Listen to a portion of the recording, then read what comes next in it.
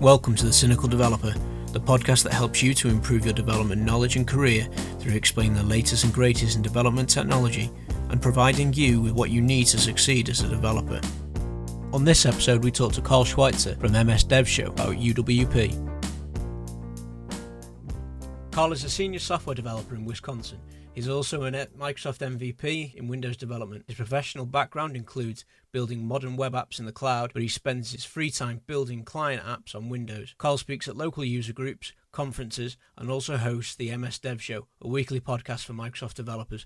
So welcome to the show, Carl. Hi, thanks for having me on, James. Yeah, not a problem. It's a bit of an honour on my part to have somebody of your caliber on the show, Microsoft MVP. Yeah, there are a lot of us, though. I think there's about 4,000 Microsoft MVPs worldwide in all of the different specialties. Yeah, it is something when you go and look into it. There are so many, but it's I think us normal developers always put you guys up on a bit of a pedestal. There are, and there's some absolutely amazing people in the group, and it is an honor to be recognized amongst them. Yeah, something we can all only aspire to achieve. So we're not just here to blow smoke up your ass about being a Microsoft MVP. We've got you on to talk about UWP, what that is, what it does, and what it can do for us. So as a starter for 10, what is UWP? So UWP stands for Universal Windows Platform. It means a lot of things, but at the end of the day, these are applications. This is a technology that runs on Windows 10. And what's really cool about this is in the past, you'd have a desktop technology and it would run on Windows, but Windows only ran on the desktop. What UWP allows us to do is to learn how to use this technology and run it across all the different device families that there are. So now you can have the same app run on IoT, on mobile, on tablets, of course, the desktop, on an Xbox, on a HoloLens, on the big Surface hubs that are out there. And anything that Microsoft comes out with in the future is going to have a UWP way to develop against it. So to me, it's kind of cool just being able to know that we can learn this technology. There's a real core base to it that you can learn.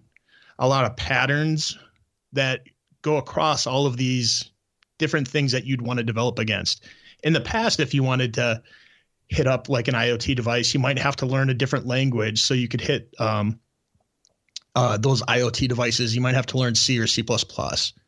Or if you wanted to, develop for an Xbox or a PlayStation, you'd have to learn their very specific programming paradigms. And this allows us to kind of reuse the knowledge that we learn for development. So that's what I think is the coolest thing about UWP. Yeah, it's almost the right once and use everywhere solution. That especially .NET seems to be targeting massively at the moment. Yeah, so this in particular is write once, run on any Windows, and Windows means a lot more than it used to. Yeah, so UWP is only for the Microsoft platforms. It doesn't target Android or iOS or OS X or anything like that. But exactly. To target those, you use Xamarin. And what's really nice is you can have your code set up in a project where you can actually share a lot of the code between Xamarin and UWP and target kind of the entire world of things that you'd really want to hit. Nice. Is that something that it's always done, or is that something that's happened recently with Microsoft buying into Xamarin? That's how it's always been. So Xamarin's really been good about hitting the iOS and Android devices. And to get a lot of the code sharing, there's the portable class library system. And really that's the piece of technology that kind of bridges the Xamarin code that you'll write with the Windows code that you'll write. And that's kind of always been there, and it's been extended through this to support the new UWP libraries as well. Yeah, that was going to be my next question on that was that does it link in with the portable class libraries? And you've been and answered that for us. So, because this runs on all Windows platforms, is this a replacement for WPF? Because WPF was the replacement for WinForms, and as we know, WinForms isn't yet dead, and it's about 50-50 in the market. Is this another combating technology, or is it something that's meant to be completely standalone? So really, the problem with WPF is it just wasn't forward thinking enough. So with WPF, we got a lot of really cool things. We got the MVVM pattern where you can kind of separate the core logic of your application with the code that you write to create your views, your UIs. You got some of the reusability. You have you had the entire XAML technology that was really cool. But the problem with WPF is that it was written for the desktop only. So now there's even some very simple things with WPF that when you start bringing them to low power devices like a phone become really problematic. Like even things like blur or drop shadows. These are things that in the desktop, they wrote it and they work just great. But now on low power devices, you have memory consumption, CPU consumption, what can run on a GPU and what can't. And that all affects battery life. So when we look at it like this, WPF is great. There's a lot of awesome things about it, but you can't just bring it over because it was never architected with these things in mind. So one of the things that UWP is really designed around is to make sure that there's a core. So if you hit File, New Project, you'll have a UWP app that can be any of the device families. You can narrow it down to your specific ones, but out of the box, it'll run really performant on all of them. So that means from, your super low power ones to your high-end gaming machines, your supercomputers, stuff like that. It can cover that gamut. And WPF just wasn't meant to do that.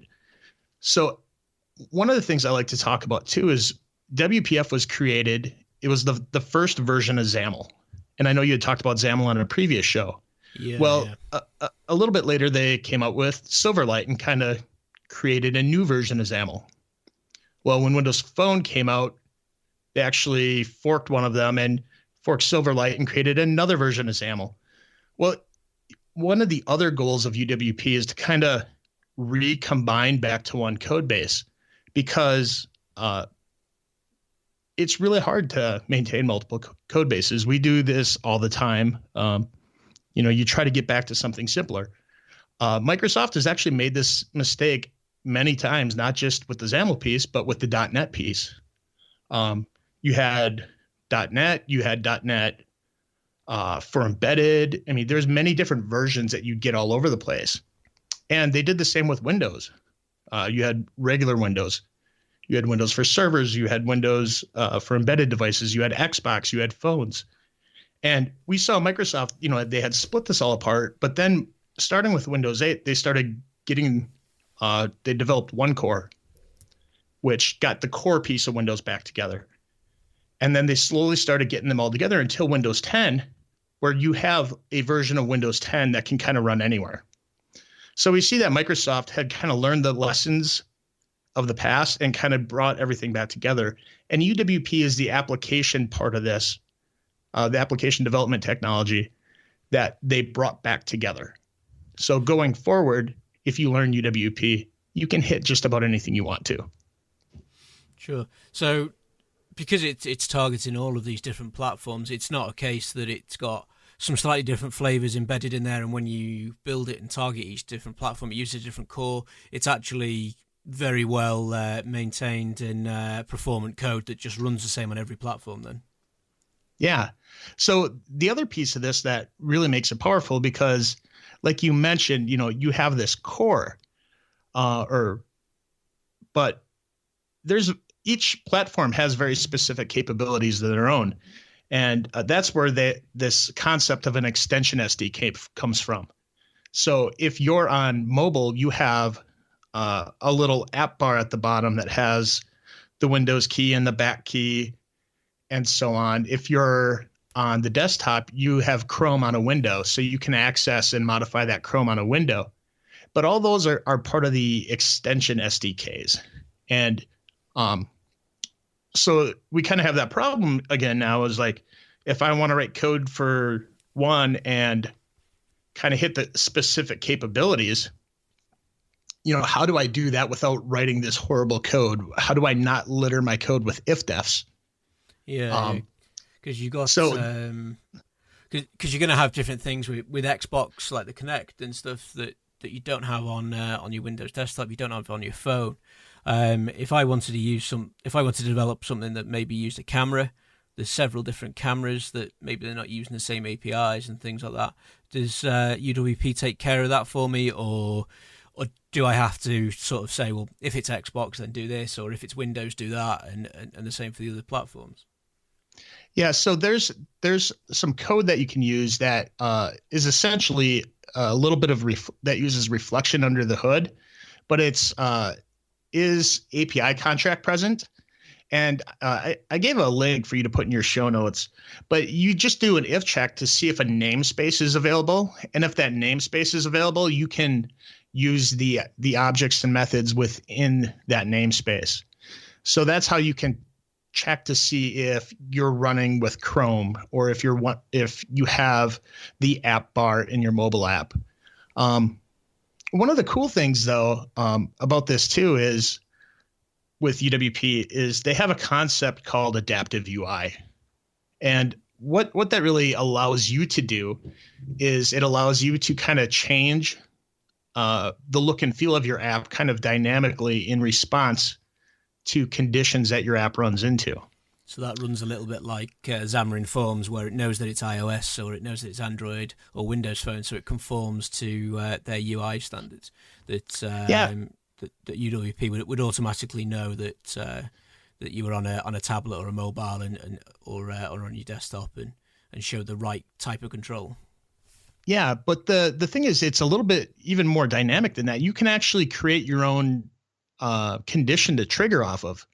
So you can do things out of the box, like if you have a window and you make it smaller, kind of like on a web page where you have your code, when it gets below a certain threshold, it kind of relays itself out.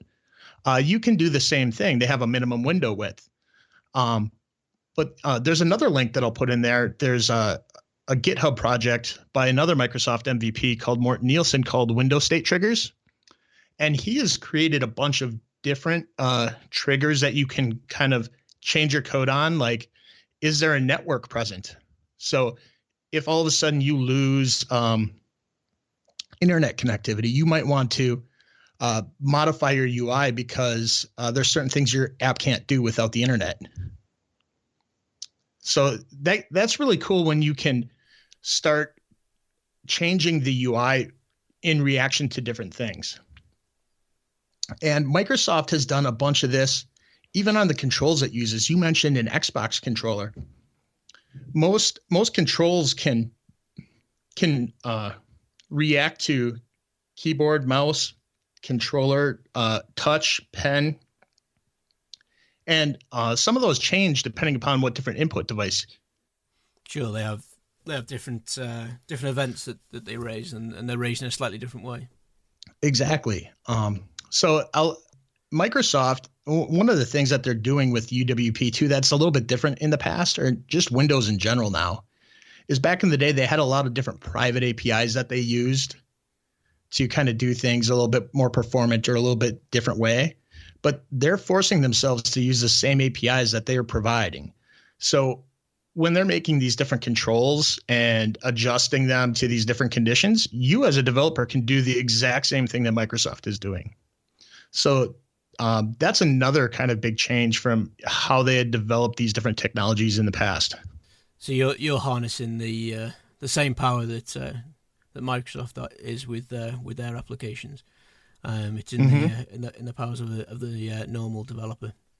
When I set about to develop a WP app, no, not WPF, UWP app, do you target all platforms all the time, or can I restrict it and just say, well, I want this to be a mobile and tablet, I just want this to be a desktop app or an Xbox app?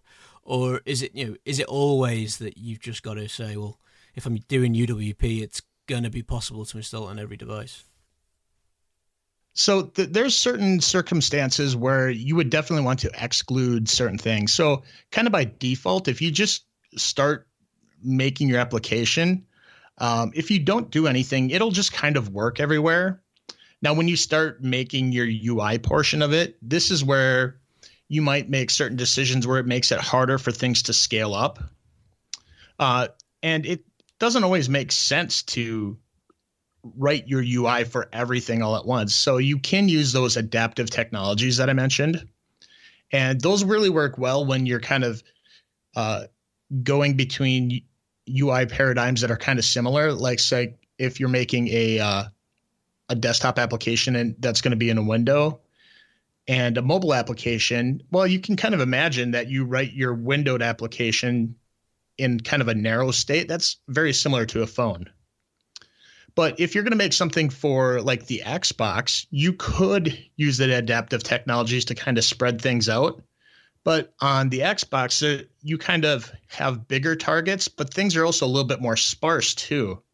So sometimes, even though you could make it the same, sometimes it makes sense to rewrite that UI layer for a specific platform. So if you want this to run against mobile, desktop, and Xbox, maybe you have an adaptive view for your desktop and phone, but you create something special for Xbox because it really has to shine there. So the answer is you can do it so they hit all the platforms, and you can do it so you have to rewrite certain ones, or you might just limit it altogether. When you submit to the store, you actually have several checkboxes. What will this run on? So if you're making this so that this is specifically a desktop app, you can just check the desktop app box and it will not get installed anywhere else. But if you just leave it wide open, it'll run on everything. So if I wanted to set about writing an Xbox app, now doing a mobile app or a tablet app or a desktop app is pretty easy, and I know that there's emulators for those. Can I just connect up my Xbox to the PC and just hack away at it and have an app running there and then? Absolutely. Do I need a special account like you do for some of the mobile development? So there is you can put your Xbox into developer mode. There's instructions on how to do that on Microsoft's site, but you actually, when you do that, you actually, first of all, you don't want to do this on something you game on all the time, because you actually kind of lose some of the abilities to do normal gaming when you're in development mode. But you can deploy to that just like any other remote device. So if you deploy to a remote machine, or you deploy to a phone or an IoT device over a network, having your Xbox is just another deploy target. And then you can debug with it. You can have your controller accessing different UI elements and hitting different breakpoints as you go. So yeah, it is as simple as that. And that's kind of the nice thing about it all being one platform, is it's kind of, once you learn that core set of abilities, they get reused everywhere. Right. So we've also got IoT targeting there. Can I build for platforms like Arduino or NetDuino and things like that with this, or is it a different platform again? So once again, it's Windows. So you can only deploy UWP to Windows 10 IoT Core. However, some of these different boards do run that, as well as these other platforms like Raspberry Pi, the Minnow boards, the Intel Galileo. They all run either like Raspbian or their own special OSs, but that you can also get Windows 10 IoT Core on them. And once you have that, then they're a valid deployed target. Right. Yeah. So as long as it's running Windows in some shape or form, then you're good to go. And what's really cool is you actually just download an app from the Windows IoT site, and you stick your SD card that's going to be in there. You open up the app, you say what device it is. So if it's a Raspberry Pi 2, you select that. It'll format the card, install everything you need, and you just put the card back into your device, boot it up, and you have a Windows 10 on your IoT device. It's always something I've wanted to play with. As you may or may not know, and as listeners may or may not know, is that I play airsoft, and one of the holy grails out there is that a sentry gun, a bit like you get in Portal. Yep. I thought that would be something really good. I've seen a few people do it, but they tend to use some of the darker side of technology, Java and real programming languages like C. I've always wanted to actually go and build one myself, and obviously being a .NET developer, I've wanted to build it in C#, and it's always been a little bit of a problem. So maybe this is the barrier to that, and it also means that I could take a mobile device with me out onto the field and remotely control that sentry gun as well. So it could be on automatic mode, or it could be on sort of manual mode. I'm sat off somewhere and remotely controlling it, like you see on some of these military videos where the guys have got Xbox controllers and they're flying sentry drones and things. Kind of like a remote control sniper rifle. Yeah. That would be awesome. Yeah, it's the idea, I think, was a light machine gun, and then you could mount that up somewhere high. And if you were really good and it had some good object recognition to actually target people, and even maybe work out teams based on coloured bands on their arm or something like that. Yeah, that gets to be a really cool thing, is when you can mash this up, because at the end of the day, this is C# code with other code that's out there. Run a few images a second, probably pretty low, but take an image, send it to the cloud, have it detect, is there something there that I want to shoot? Is it a person wearing camouflage? Yeah, it's something I keep threatening to do, but never seem to quite find the time to do it. It's up on there with about another 40 or 50 different things I want to build and look into, and I think one of the burning technologies at the moment is .NET Core. That's all the rage at the moment. People getting very much involved with that. Is UWP compatible with Core, or is there another flavor for it? So it is. So there's a few different things that it's compatible with, and it gets a little bit confusing, but it'll sort itself out, because, like I had mentioned before, Microsoft is on the path to combine their different technologies, .NET being one of them. So kind of where we're at now is we're at like .NET 4.6.2, I think, is the latest. And then there's .NET Core. There's also something called .NET Standard. So what .NET Standard really is kind of almost like the interface of what an official release of .NET is. And the full framework, 4.6.2, that we're on, lines up with one of the versions of the .NET Standard, as does .NET Core. So as they evolve, they'll still be lining up with .NET Standard. And as long as you have something that's .NET Standard, that's really the key piece right there. As long as that, I think right now UWP supports .NET Standard 1.4. So as long as you have a version of .NET that's 1.4, it'll work. If I've got an application that's written in WPF at the moment, is there a way to nicely port that over, or is it a unfortunate you're going to have to build it from the ground up? So unfortunately, you'll most likely have to do it from the ground up, but depending upon how you've kind of sliced some of your services, if you've done it kind of in a nice MVVM pattern, there's a good chunk of it that you'll be able to kind of keep in the class library and just have that piece work. But your UI layer is most likely going to be incompatible. You're going to have to do that piece over. You're going to have to kind of take that project container and do that over. Sure, because the XAML is very different, isn't it? Yes, but the nice thing is there's another piece of Microsoft technology called the Desktop App Converter that will let you slowly transition that WPF app into a UWP app. So essentially what it does is, first and foremost, when you kind of do the quote conversion process, is you get an Apex out of it. And what an Apex is just kind of the delivery sandbox that the store uses. And when you run your app, that way your WPF app, it's still a WPF app. It still hits all of the internal WPF APIs that it used to. It just gets the benefit of a little bit of the sandboxing and the delivery mechanisms. What you also get is you also get the ability to start using these UWPF APIs one of the things that's really important is an identity, a publisher identity and an app identity. And that's what that AppX gives you. It gives you that identity to work off of. So once you do that, you can start getting notifications. You can start doing live tiles. You can start integrating a few of these pieces of UWP at a time until you actually can take the time to rewrite it. And you can actually do that over a period of time. So as long as your app is written in a decent way, you can actually piecemeal change it out, because that's always a very hard thing to do with a lot of applications, especially enterprise sort of size stuff. Is that piecemealing a project it can be very hard. And this technology really was, I think, made especially for the enterprise, because they're the ones who are going to cling on to this more and invest more into it to take that slow upgrade path. If you're somebody making consumer applications, you would probably more likely just kind of let your old version sit there and make a new version and move forward with that.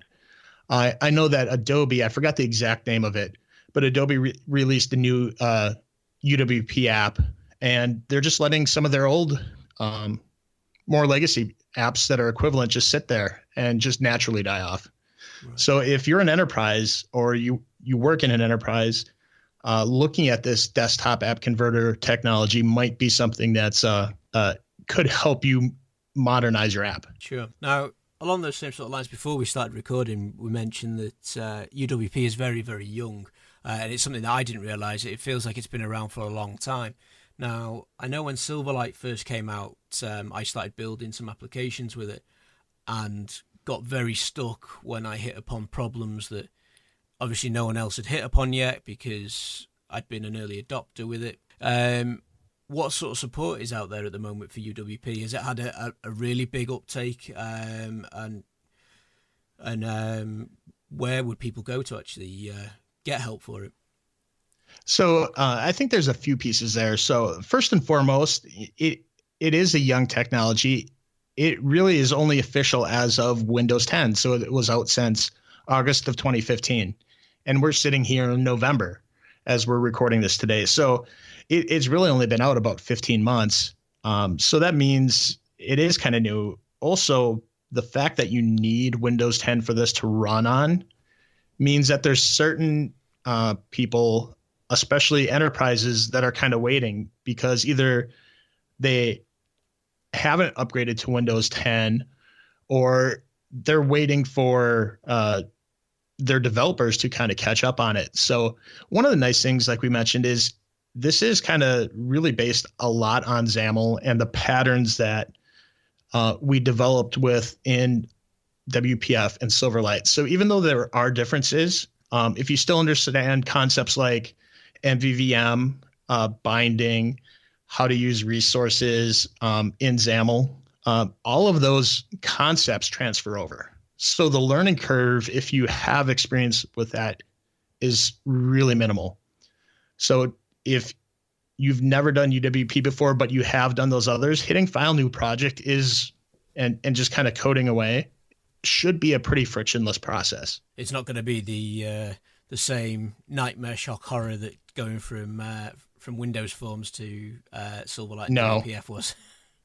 No. And another point too, though, that you mentioned, it feels like it's been around longer. Well, this does have a little bit of roots in WinRT. It's based on WinRT technologies. So that came out in Windows 8. So that's been out around 4 years now. So some of those APIs are identical with that. So there has been, even though this as a project type has only been around for a year, some of the technology that powers it has been around longer. So it has been beaten up on a little bit more. There are questions on Stack Overflow. There is MSDN documentation. So it's not quite as nightmarish as some people might think it could be. Yeah, well, that's good. And one of the other things I didn't appreciate was the reliance on Windows 10. I obviously realized it was a Windows 10 platform, but even if you're sat with Visual Studio 2015 on a Windows 8 or Windows 7 machine, you're not going to be able to target this, and you're going to have to badger your infrastructure guys to get you up to Windows 10, rather than them reversing you back to 7, as was a battle I had not too long ago. Yeah, that is unfortunate, but it's one of those things that, like, if you're going to kind of plan for the future, have this platform that can cover not only kind of everything we can imagine today, but everything that we might want to add tomorrow to this, you kind of almost had to do a full cutoff from the past. Yeah, it's going to be a stop and start and come in with something new, and it looks good. It is very interesting, the multi-platform targeting stuff, and it's not something I get to do in my day-to-day job, but it might be in the near future, which is good.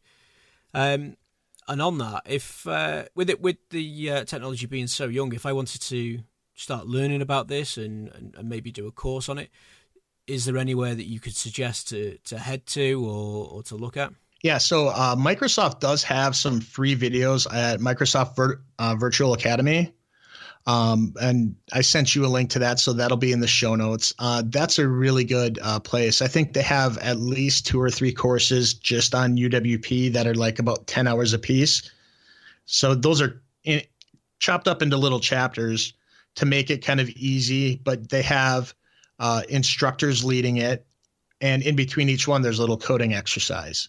So that's a way not only to just kind of hear what it's about, but you get a little bit of hands-on practice as well. Yeah, there's also open source support of it as well. If you're kind of the person who likes to learn from kind of like, I want to do file new project and see kind of how things are laid out, by default, there's just a blank template that doesn't, it lets you do anything. But if you want a little bit more kind of, I don't want to say hand-holding, but if you want a little bit more structure and guidance, there's a project out there called Template 10, and 10 obviously referring to Windows 10. And what that'll do is that'll put some projects into your file new project dialog there.